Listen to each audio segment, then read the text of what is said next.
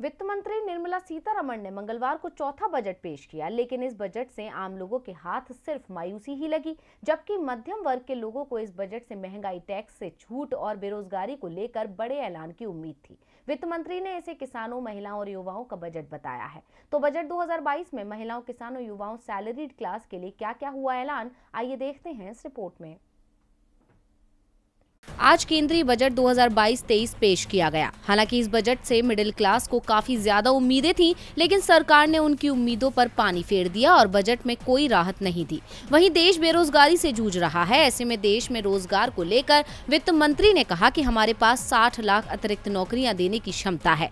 100 साल के लिए ढांचागत सुविधा बढ़ाएंगे। इसके अलावा डिजिटल करेंसी शुरू करने का भी ऐलान किया गया। वहीं क्रिप्टो करेंसी को वैध बताते हुए सरकार ने इस पर 30% टैक्स लगाने की घोषणा की है। इसके अलावा इनकम टैक्स स्लैब में मिडिल क्लास को कोई राहत नहीं दी गई, बस ITR फाइल करने में और 2 साल तक की राहत दी गई है।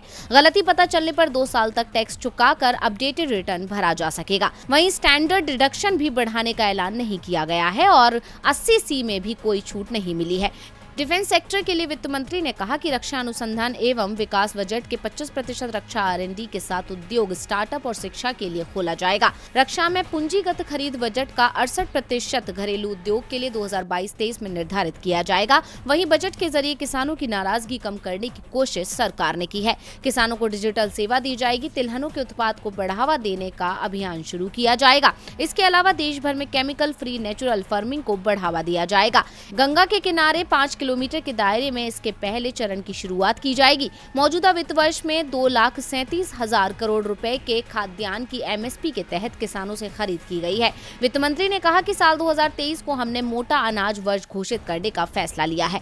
डिजिटल करेंसी को लेकर सीतारमण ने बताया कि नए वित्त वर्ष में रिजर्व बैंक डिजिटल करेंसी को लॉन्च करेगा। वहीं क्रिप्टो करेंसी को लेकर वित्त मंत्री ने बजट में बड़ी घोषणा की है। सरकार डिजिटल संपत्ति हस्तांतरण से होने वाली आय पर 30% कर लगाएगी।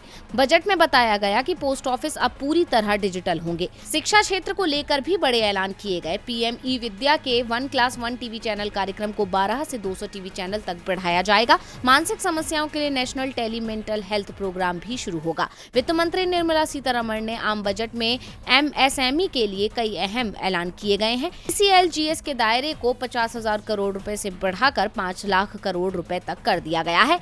इससे 2 लाख करोड़ रुपए का अतिरिक्त लोन मिल सकेगा। टीवी लाइव की रिपोर्ट।